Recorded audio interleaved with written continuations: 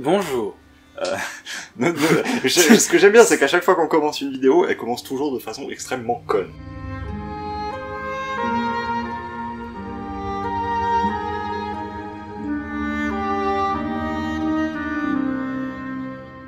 Aujourd'hui, je suis avec Yoka. Voilà, ça fait longtemps. Oui. Ça fait trop longtemps. Trop. Voilà, il est très triste. Tristesse. Ça se voit, il est en train de boire les larmes. Donc, je suis avec Yoka aujourd'hui pour discuter d'un sujet qui me tient un peu à cœur parce que, pour le coup, il est assez concerné par celui-là. Le fait de créer un personnage en collaboration avec le maître du jeu. Parce que ça peut être à la fois une très bonne idée, tout comme une très mauvaise suivant comment c'est exécuté, donc on va voir un petit peu des avantages, des inconvénients à cela, et surtout les pièges à absolument éviter, tant côté maître du jeu que côté joueur. Yoka, du coup, est beaucoup plus côté joueur, hein, très clairement, même s'il considère un petit peu le côté MJ de temps en temps, enfin, je vais pas, enfin, on en a ouais, j'ai déjà fait, quoi. T'as fait une séance. J'ai déjà fait, vite fait, quoi. T'as fait quelques séances, j'ai fait un peu de la merde. Mais du coup, t'as moyennement abordé le sujet, mais par contre, en tant que joueur, ça oui. Et moi, à l'inverse, en tant que MJ, j'ai un peu mis en place ça, notamment avec lui, aussi avec d'autres joueurs. On va pouvoir revenir là-dessus en tant qu'exemple au fur et à mesure de notre petit débat. Le sujet, en fait, c'est de prendre un personnage, donc, qui va être créé par un joueur, et que le MJ insuffle un peu plus que quelques petits éléments de lore. Parce que, souvent, quand vous allez présenter un personnage à un maître du jeu, pour qu'il le corrige, tout simplement, pour qu'il vérifie que ce soit cohérent avec l'univers, parce que, si dans certains jeux de rôle que vous pouvez avoir dans le commerce, vous aurez un manuel du joueur qui vous dira exactement, telle ville est comme ça, telle race est comme ça, etc. Il y aura des choses que forcément vous n'aurez pas de dites si jamais vous êtes sur soit un système complètement custom, soit même certains JDR qui comportent des tomes énormes que seul le maître du jeu s'est farci. Donc dans ce cas-là, qu'est-ce que vous faites? Vous allez voir le maître du jeu, vous lui demandez, est-ce que telle ville existe? Est-ce que tu as une ville à côté de la rivière, machin? Voilà. Des choses très simples. Ça, c'est des interventions minimes de la part du MJ, c'est-à-dire qu'il va donner des informations factuelles, des informations qui sont juste, voilà, tel lieu existe, telle pratique existe, telle coutume existe. Une religion, oui, il y en a une dans cet univers. Voilà, des choses qui n'impliquent en rien une mainmise du MJ sur le personnage. Et puis même en termes de fact-check, je veux quand même le dire, mais je pense que même dans les JDR commerce un peu plus traditionnels, en tant que joueur, moi je me verrais pas juste créer un perso et c'est le jour du JDR où tu commences, tu fais bon donc mon perso c'est ça et bon courage au MJ, va te faire mettre avec quoi. Pour le coup, il y a beaucoup plus de cas comme ça qu'on peut le croire. Oui, je trouve ça très bizarre. Parce qu'en fait, il y a des manuels de joueurs qui sont extrêmement développés, où ils font 200, 300 pages. Donc c'est aux joueurs de se farcir le manuel pour être informés en amont de la Parce que en fait, autant je considère que le fait de présenter son personnage entre guillemets au start du JDR, c'est bon pour l'équipe, pour les autres joueurs, parce que pour le coup, eux, ils ont pas à savoir ton personnage à l'avance, mais le MJ qui lui va construire son scénar, je trouve que c'est pas complètement inconscient de considérer les personnages. Non pas pour commencer à leur mettre des trucs pour leur barrer la route, mais au moins pour savoir vers quoi ça tend, quoi. Peut-être, je sais pas mettre des dragons en face de gens qui juste sont des paysans, quoi. Ça marche pas. Juste pour finir sur cette parenthèse-là, créer un personnage sur le coup ou sans consultation du MJ, c'est bien pour des scénarios qui vont durer une séance, 2 séances, pas beaucoup plus. Si vous voulez faire une vraie campagne très longue, si vous donnez pas d'éléments au MJ en avance, il va pas pouvoir vous inclure dans le scénario. Donc ça, je vous ramène sur les vidéos, sur l'inclusion dans le jeu de rôle et autres. On a déjà discuté de ça dans plusieurs chroniques release, donc je vous mets les liens dans la petite fiche qui va apparaître là-haut. Voilà. Mais cette parenthèse étant close, reste la question de savoir qu'est-ce que c'est que l'étape d'après, en fait. L'étape d'après, c'est quand le MJ va dire un peu plus que il va venir de tel endroit. Il va venir de tel endroit, il peut avoir tel pouvoir, et donc du coup, il va pouvoir influer sur cette partie-là de l'univers. Juste le joueur qui vient avec une idée qui dit voilà, j'ai envie que mon personnage soit en partie possédé, et que le MJ travaille sur toute la partie possession, s'occupe du design de celle-ci, de l'idée qui tourne autour des conséquences dans le lore et autres. Et le problème, c'est que, déjà, le premier problème qui me vient à chaque fois à l'esprit, c'est où placer la limite entre ce que le MJ dit et autorise et entre guillemets impose au final aux joueurs, et ce que à quel point ça va retirer sur la marge de manœuvre du joueur. On va prendre un exemple typiquement avec toi, où tu as joué il y a maintenant déjà 2 ans, 2 ans et demi, oui, le personnage de Phaon, qui du coup était en partie possédé par un esprit nommé le Roi Solitaire. Le fait est que j'incarnais cet esprit, donc quand il s'exprimait réellement, c'était moi qui travaillais à travers le personnage de Yoka, du coup. Et de l'autre côté, lui était quand même libre de ses actions quand il n'était pas sous possession, ce qui était une immense majorité du temps. Bah, c'est le premier réel cas où j'ai eu justement à créer un personnage autant en collaboration, et où on a dû au final un petit peu le mener de front, parce que bah, ni toi ni moi, on avait idée de la manière dont il allait évoluer et terminer et finir. Et justement, c'est ça qui est extrêmement à la fois intéressant et important, c'est que votre joueur, il faut à tout prix lui laisser, je dirais, au minimum 80% de libre arbitre. Ah, mais même au-delà de ça, c'est tellement une construction en fait, c'est tellement le truc qui va bouger, qui va changer. L'idée de base du personnage, moi au niveau de la création, je m'étais imaginé moi jouer un personnage possédé. J'étais en mode, pourquoi pas? Moi ça me dérange pas d'incarner les deux faces à l'idée, et je m'étais dit oui, bah un coup je parlerai normal, un coup je parlerai ah je suis trop dark, bah pourquoi pas. Et dans l'idée, quand il m'a proposé, bah attends, vas-y, on va construire un truc, et moi je fais la possession, toi tu fais le perso, je t'en il y a un truc à se faire et tout. Et au final, moi en tant que joueur, le perso que j'avais imaginé de base, ben il avait des trucs qui collaient pas, mais qui ont permis de recoller au scénar, parce que il est venu jouer la partie possession, et qu'il est venu en fait ramener le truc à son lore. Alors, d'un côté, ça va peut-être, moi il y a des trucs sur lesquels j'avais perdu un petit peu en liberté, notamment certains pouvoirs du personnage que je m'étais imaginé être plus fort, je m'étais imaginé des trucs, je m'étais imaginé, ouais, bah, il va pouvoir invoquer un fantôme de son armée disparue, des conneries comme ça. Et ben, en fait, non, ça marche pas, c'est juste pas, ça va pas dans le lore. Donc, on annule ça, mais on reconstruit ça autrement, histoire quand même d'avoir des trucs un peu sympas. Donc, dans ce côté-là, en fait, c'est pas une idée que j'ai été privé de la création du personnage, c'est qu'elle a été réadaptée. Comme on le ferait pour n'importe quel personnage du JDR en fait. Un joueur qui vous dit bah j'ai un personnage qui contrôle la magie des éclairs alors que la magie des éclairs n'existe pas du tout dans le jeu de rôle que vous jouez, ça marche pas, point. Et bah là c'est pareil, je pouvais pas invoquer des fantômes parce que ça marchait juste pas. Par contre, je pouvais avoir des pouvoirs de possession qui eux se retravaillaient. Ça c'est une partie, au final c'est pas réellement de l'influence du MJ et j'y ai pas perdu moi en création. Par contre, là où c'est intéressant, c'est que ces trucs que moi j'avais pensé et qui ne marchaient pas normalement, on a pu les travailler ensemble pour qu'ils fonctionnent. Et ça, c'est là que c'était vraiment intéressant de mon côté. Ouais. Après, justement, un point que tu as justement soulevé, c'est l'idée que tu avais du libre arbitre et autres, mais aussi, surtout, ce que je faisais extrêmement attention à faire, au-delà de ces interventions avec le Roi Solitaire, c'est à ne point influer sur son destin. C'est-à-dire que si jamais, que ce soit un cas de possession ou que ce soit un cas autre, hein, parce que là on parle de la possession parce que c'est le premier exemple, mais on peut parler d'autres exemples, dont notamment par exemple Zobek et plus récemment Kezak, qui sont des personnages que avec Axel j'ai écrit énormément en commun. Il y a plusieurs choses à noter à ce sujet. Souvent, ce genre de personnages, si vous les écrivez en collaboration, souvent ça va être un peu des leaders de groupe. Des leaders de groupe, pas forcément dans le sens qu'ils vont diriger le groupe, mais qu'ils vont diriger l'intrigue. C'est-à-dire que très souvent, ils vont orienter l'intrigue, parce que vous, en tant que MJ, bah, quand vous influez sur la création d'un personnage, vous n'influez pas de manière neutre. On peut pas le faire, influer de manière neutre. Vous l'influez forcément dans un but de scénario que vous avez prévu. Une première balance à mettre, c'est la balance entre ce que le joueur va pouvoir faire, et ce que vous lui imposez, la ligne directrice que vous lui mettez peut-être. Voilà, c'est ça. En fait, en termes de ligne directrice, parce que si vous imposez une trop grosse ligne directrice, trop lourde, bah, le joueur ne va pas se sentir en contrôle. Le joueur ne va pas pouvoir s'exprimer librement, jouer librement comme il le souhaiterait son personnage. Donc du coup, il va se désintéresser de la chose. Et au final, ça va être juste une espèce de marionnette que vous allez faire jouer comme ça, vous allez la faire se déplacer. où est l'intérêt? Dans ce cas-là, si vous en arrivez à ce niveau-là, bah juste faites-en un PNJ. Ouais.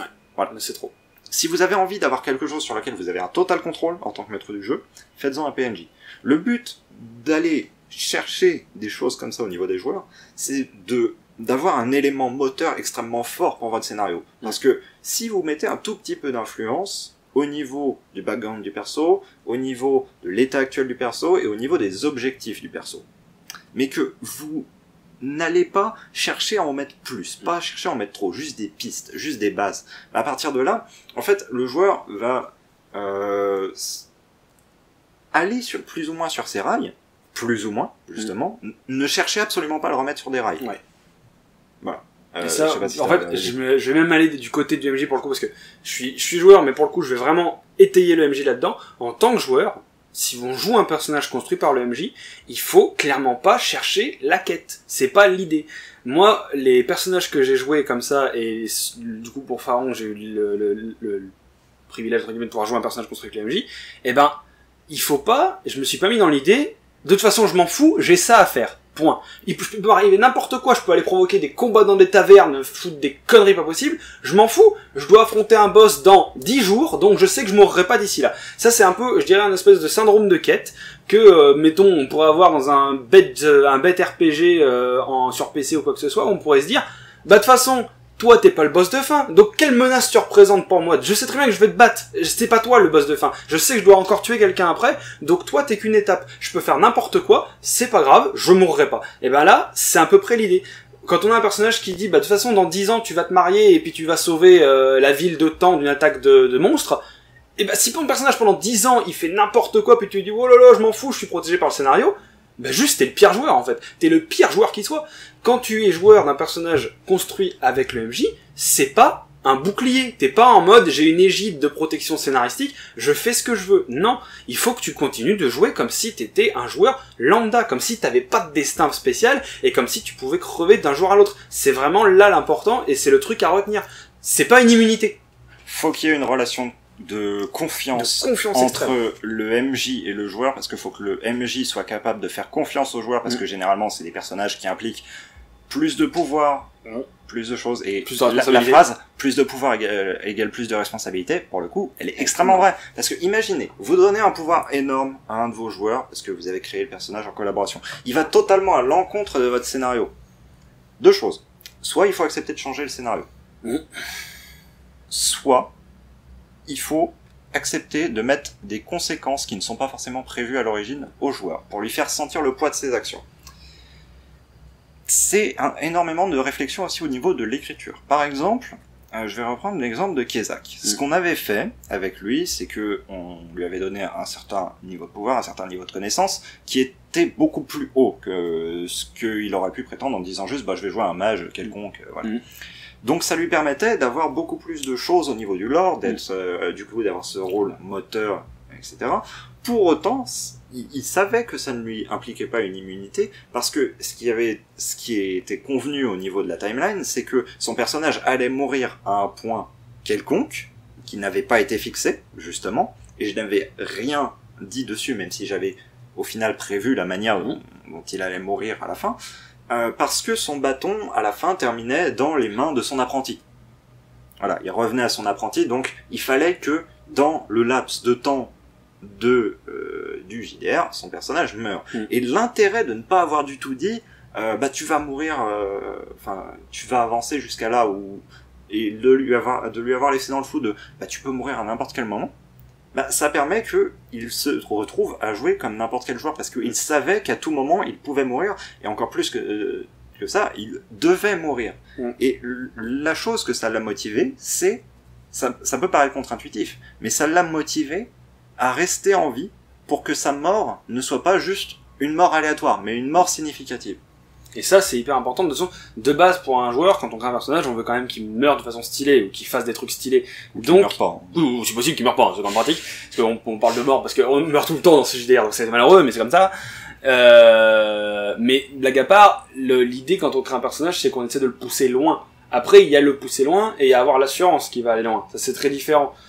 moi, en tant que joueur, je cherche à pousser mes joueurs. Je sais pas où est-ce qu'ils vont aller, j'en sais strictement rien, je ne connais pas leur destin, mais je cherche toujours à les pousser au plus loin et à construire un truc possible. Et ça, d'ailleurs, il faut l'accepter aussi quand on fait un personnage entre nous, joueurs, et MJ, c'est que il faut que ce soit un personnage changeant. Et ça, d'ailleurs, je vais plus me mettre côté joueur, c'est que le personnage qu'on va jouer, même si le MJ va s'imaginer un destin à ce personnage et va se dire bon bah voilà, je vais lui filer tel pouvoir, on va le construire un peu comme ça avec tel truc, et à un moment il va combattre, voilà, et il aura une influence dans telle guerre, tel machin. Ok.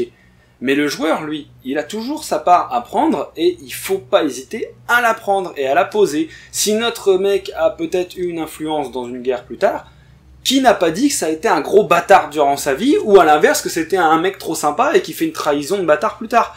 Et ça se construit. Et ça, d'ailleurs, je trouve que c'est, pour le coup, aux côtés du MJ, de s'adapter beaucoup, et je pense que c'est quelque chose que t'as fait correctement, de pouvoir s'adapter en se disant, ce personnage-là, je sais qu'il va avoir un destin comme ça, et je vois qu'il a ça et tout ça, mais, ben, le chemin pour y aller, il est pas tout écrit, et il va falloir, moi, que dans mon histoire, je le bouge, je change les lignes, etc. Et je repense notamment à Erok, qui a laissé ses, on peut le dire, les épées et tout ça. On peut en parler. Qui a laissé ses épées à un autre, techniquement à son fils. Oui. Voilà. On peut le dire. Ça, c'était pas prévu du tout. Je savais, plus ou moins, parce qu'on en a beaucoup discuté, que ces épées c'était les mêmes. Je savais que c'était les épées d'un personnage que j'avais déjà joué avant de Ickfest. Et du coup, j'étais en mode, allez, épée d'Ickfest, machin, je sais que ça va venir un jour, donc à un moment, voilà. Moi-même au début, j'avais cru que ça, j'étais tellement baisé dans la timeline que j'avais cru que c'était après Ickfest, donc j'étais complètement à l'ouest. Mais, au final, ça s'est écrit, ça s'est calé de façon à ce que, à la fin, le final était plus glorieux que ce que je m'étais imaginé de base. Et en plus, on a dû réécrire parce que, il m'a fait finir à un côté du continent, qui était opposé au côté où venait Ickfest à l'origine. Il y avait un truc genre, 100 000 kilomètres qui les séparent, je sais pas, il y a presque les 2 tiers d'Andaria qui les séparent. Et il y a eu un passage dans des portails qui a duré 13 ans. Voilà, en plus. Donc, vous imaginez même pas l'adaptation en termes de timeline pour que la toute première saison d'Andaria Chronicle avec un personnage qui a 2 épées colle sur la toute dernière. Les informations que vous avez eues dans le tout premier JDR ne sont plus factuellement correctes. Et je pense qu'on peut le dire. Il y a quand même des trucs qui marcheront plus trop, hein, parce qu'à l'origine, oui, le lore du personnage, c'était que les épées, c'était ses ailes. Mindfuck. Donc, voilà, ça a été modifié, ça a changé, c'est pour ça une histoire ça s'écrit toujours et ça se change, et ça aussi il faut l'accepter. Hein, je fais un clin d'œil à tous les MJ qui ont dit c'est comme ça, ce sera comme ça, vous êtes cons, pardonnez-moi de le dire. Pouvoir modifier des éléments par rapport à ce qui s'est construit durant la vie d'un personnage, si on veut l'inclure dans le lore, moi je trouve que c'est beaucoup plus enrichissant qu'une histoire figée dans le marbre. Moi, je vais relancer le débat sur une autre question. Parce que Oula, là, en soi, on est en train de lentement, mais sûrement, dévier et foncer dans des murs. On adore ça, mais voilà. Un point énorme d'attention. Et ça, pour le coup, c'est très difficile à balancer. C'est déjà très difficile, sans intervention de MJ sur les personnages. C'est de faire attention que le personnage que vous allez un petit peu modifier, vous, en tant que MJ, ne prévale pas sur tous les autres. Parce que, le problème, j'ai abordé le sujet juste avant. Je l'ai dit, le fait que, oui, bah, ça peut être un leader pour le groupe. Oui, est-ce que vous voyez le petit problème que ça soulève? Genre, la petite poussière d'amoncellement de problèmes, là. À peine. Comment vous dire, si vous avez un personnage qui soit beaucoup de pouvoir, soit beaucoup de connaissances, soit a quelque chose, une grosse importance, et qui se retrouve en plus leader du groupe, et qui se retrouve à avoir une importance dans toutes les décisions et autres, vite fait, surtout si c'est joué par un joueur expansif, il peut avoir tendance à monopoliser toute la séance. Clairement, je me permets, fallait pas me donner Kezak. C'était fini! Il y avait plus personne d'autre. Un mec comme moi qui peut pas s'empêcher de gueuler et d'en foutre à mort sur mes actions par rapport aux autres, et c'est très con, mais ça se donne pas entre les mains de n'importe qui. Je pense d'ailleurs que t'as stratégiquement très bien joué d'avoir mis ce perso-là entre les mains d'Axel, qui était bien mieux à l'avoir joué, parce que ça aurait été moi ou même Solige, je pense que le personnage aurait pris une direction beaucoup trop au-dessus de ce qu'il aurait vu. Il aurait prévalu dans l'équipe, de toute façon. Ce que ça fait, ça se base sur 2 choses. La première étant que, déjà, il faut que vous connaissiez énormément vos joueurs. Je savais que Axel était, enfin je connais le caractère d'Axel, je connais sa manière d'interagir, ça fait pas mal de JDR qu'on fait ensemble, donc je savais, suivant ce que je lui donnais, comment est-ce qu'il allait réagir, comment est-ce qu'il allait prendre le lead du groupe, et comment est-ce que, au final, tout allait tourner. La deuxième chose est aussi que, bah en fait, je sais que le joueur en question est, au final, un peu introverti, pas forcément dans sa manière de vivre, mais dans sa manière d'être en tant que personnage de jeu de rôle. Et que du coup, lui donner plus va le mettre plus en avant, certes, mais va surtout lui donner plus à dire, beaucoup plus d'éléments, à permettre d'aller beaucoup plus loin. Donc au final, étant donné que de base il ne parle pas beaucoup, il n'allait pas parler énormément malgré tout ce que je lui apportais. Donc faut mesurer en fonction de ça. Nouveau truc. Ne faites jamais en tant que MJ de propositions de ce type à vos joueurs. C'est vos joueurs qui doivent venir vers vous pour dire j'ai envie de jouer tel personnage, j'ai envie de jouer tel concept, est-ce que tu peux m'aider à mettre en place ça? Dans le cas de ton personnage possédé, dans le cas de Kézak, dans le cas de Zobek, jamais je ne suis allé vers le joueur en disant j'aurais besoin que tu me joues ça pour le scénario. Oui, non, je suis d'accord. C'est le joueur qui est venu me voir, qui m'a demandé est-ce que j'ai moyen de jouer un personnage qui corresponde à ça? Et donc du coup, ensuite, moi je cherche, je me dis, ok, j'ai effectivement un personnage qui correspond globalement, on va utiliser ça, on va travailler là-dessus, et on va voir ce que ça donne. Et pour moi, si vous ne faites pas ça, bah simplement vous allez aux encontres de l'envie de vos joueurs, parce qu'il n'a pas forcément envie de créer un personnage avec vous. Il a potentiellement envie de créer juste son propre personnage. Et dernière chose, si vous faites plusieurs campagnes avec le même groupe de joueurs, essayez de vous arranger, s'il y a des demandes de ce type, déjà de n'avoir qu'un seul personnage qui soit travaillé par groupe, ça va être c'est déjà énorme à gérer, et deux, que ce soit pas toujours le même joueur. Si vous faites que ce soit toujours le même joueur, ça va mettre en place une dynamique de groupe, là où à l'inverse, à chaque fois que vous allez faire créer un personnage en collaboration avec le MJ qui va être quelqu'un de différent dans le groupe, ça va chambouler complètement la dynamique de groupe et donc faire que va pas y avoir cette espèce de sentiment de monotonie avec bah toi de toute façon t'es tout le temps le chef, toi t'es le suivant, toi t'es le type, le tacticien, toi t'es le bourrin. Mais sauf que le truc c'est que tu peux être le bourrin oui, mais le bourrin leader. Tu peux être le tacticien oui, mais le tacticien leader. Tu peux être le suiveur mais le suiveur leader. Et le suiveur leader... ça marche, ça fonctionne. Mais ça fonctionnera, parce que c'est le type qui va juste suivre les commandements de l'autorité. Genre l'autorité va lui dire, il faut réparer la région de telle manière, il va l'accepter et il va lead le groupe dans cette voie-là. Là où, à l'inverse, la brute leader va se dire simplement... Allez, je fais ce que je veux. Bah voilà, je fais ce que je veux. Là, il y a des ennemis, on va les taper d'abord, même si c'est pas les commandements. Putain, on dirait moi. Mais voilà, en fait, le truc, c'est que le fait d'être leader ou le fait d'avoir de plus grandes responsabilités va modifier, va donner une autre saveur, en fait, à votre archétype de base. Et à ce titre-là, ça va permettre d'avoir une nouvelle dynamique. Pour des joueurs qui... en fait, le truc, c'est... On aurait tendance à dire que ce soit pour des joueurs qui manquent d'inspiration. Pour moi, pas forcément. Non. Pour moi, ça peut être simplement un joueur qui se dise, bah, j'ai envie, là, d'être impliqué un peu plus. Un joueur qui manque d'inspiration, petit conseil pour les joueurs, c'est pas en créant un personnage avec le MJ, en essayant de faire en sorte que le MJ vous dépanne d'une partie du perso, parce que c'est un peu ça, hein, on va pas se le cacher, que le MJ écrive un peu le truc et puis qu'il fasse l'histoire du perso à votre place pour que vous ayez plus qu'à le jouer. Non, c'est pas comme ça. Si vous avez un problème d'inspiration, les questions qu'il faut poser au MJ, c'est, écoute, je sais pas créer mon perso, j'ai pas d'idée. Par contre, c'est toi qui connais le lore, c'est toi qui connais la région, c'est toi qui sais les règles. Réexplique-les-moi, redis-les-moi, donne-moi des trucs, et est-ce que c'est bien? Et en tant que MJ, proposer des trucs, mais c'est pas des propositions genre, ben ton personnage il peut venir de cette région.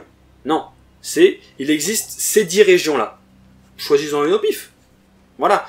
Même, limite, créez votre personnage au pif. Mais il faut pas que, si vous n'ayez pas d'inspiration, la construction avec le MJ soit un dépannage. Non, non. C'est à vous de vous pousser un peu au truc et d'aller chercher auprès de votre MJ des conseils pour vous créer votre perso, mais pas une main directrice, pas un guide. C'est pas la même chose entre des conseils et un guide, pour moi. Ouais, et c'est pour ça que d'ailleurs, si tu remarques, jamais dans aucun de mes JDR, j'ai fait en sorte de créer des personnages en collaboration avec le joueur à la première campagne du joueur. Non, c'est vrai. À chaque fois, je laisse une campagne de tampon avant d'accepter quelque proposition que ce soit. Et ce sera le cas toujours. Parce que pour moi, d'une part, il faut que vous connaissiez le joueur. Ça, on l'a déjà expliqué pourquoi tout à l'heure. Parce que, bah oui, il va avoir une part de votre scénario entre les mains. Donc, soit vous faites confiance pour qu'il flingue cette partie-là en l'air, justement, parce que ça peut être tout un jeu autour du scénario, que le but soit de flinguer le scénario initial pour mettre tous les joueurs dans la panade. Coucou les portails. Tout comme ça peut être à l'inverse, un joueur que vous savez qui va suivre exactement la destinée que tous les deux vous avez créée en commun au personnage, et que donc dans ce cas-là vous savez que ça va être juste un moteur, et que dans ce cas-là ça va être d'autres éléments qui vont être perturbateurs. Parce que, bah oui, il faut prévoir que le joueur ne va pas faire exactement ce que vous voulez. Et ça, c'est voilà, c'est une question de confiance, et c'est une question aussi d'en être conscient à tous les stades de l'écriture de votre scénario. Quand vous écrivez votre scénario, ne l'écrivez pas en vous disant j'ai un personnage qui est un agent infiltré. Dites-vous, j'ai 4 joueurs. Toujours. Voilà, j'ai mes 4 joueurs, c'est tout. Ils ont 4 personnages, même chose, voilà. Il y en a un qui a un petit peu plus de connaissances, un petit peu plus de pouvoir que les autres, etc. Des choses comme ça. Pour autant, bah, vous n'avez pas la main mise dessus. Et pour ceux qui aiment bien le concret, quand on dit campagne, on parle quand même de presque un an de JDR. Vous voyez, c'est juste pour vous donner l'exemple. Si vous faites 5-6 séances avec quelqu'un, ou même moins, vraiment à vous de voir si vous avez le feeling en tant que MJ, et même en tant que joueur d'ailleurs. Si vous avez fait que 3-4 séances avec un MJ, et que vous voulez créer un personnage avec, sentez-le bien, parce que 3-4 séances, des fois on connaît pas encore vraiment les autres joueurs, des fois il a fallu des JDR d'un an entier avec un autre joueur pour se dire que bah il y a des fois ça allait juste pas, et il y a des fois ça marchait très bien. Donc prenez vraiment le temps, prenez beaucoup le temps. Et aussi oui, parce que tu parles du temps, ne cherchez pas spécialement à mettre ça en place sur des petites séances. Oui, en plus il y a pas besoin. Parce que bah, sur des petites séances, vous n'avez pas besoin de ça. Parce que là, en fait, tous les exemples dont on a parlé, ce qu'il faut savoir, c'est que c'est des campagnes qui ont au minimum duré 10 mois. Donc là, chacune des campagnes où il y avait le personnage qui avait été créé en collaboration a duré au minimum 10 mois, à raison d'une séance par semaine quasiment. Donc, là, bah, ça pouvait se justifier parce qu'il y avait énormément de temps pour développer les personnages. Si vous faites quelque chose sur 4 séances, bah, le personnage que vous aurez créé en collaboration avec le joueur, vous le percevrez à peine. Vous aurez simplement des débuts d'interaction, mais pas plus. Regardez Origins, par exemple, il y a 100 épisodes qui font tous 1 heure ou plus. Long. Voilà, donc c'est 150-200 heures qu'on a passé ensemble avec ces personnages-là. Tout con, enfin si vous avez regardé Origins, vous prenez les petits commentaires qui y a en dessous, là vous notez, est-ce que vous avez pressenti vraiment, hein, correctement, que Kezak était un personnage qui était construit avec le MJ et qu'il était en mode je vous balance du lore parce que je le sais, quoi. Clairement, est-ce que vous l'avez senti? Même moi en tant que joueur, j'aurais pas su qualifier et quantifier l'influence du MJ sur le personnage du joueur qui est à côté de moi. J'aurais jamais pu dire à quel point il était balèze ou pas. Pour moi, s'il savait des trucs, c'est parce qu'il avait fait des bons jets, pas juste parce qu'il était guidé par Dieu, quoi. Genre, clairement, non. Ça s'intégrait parfaitement bien.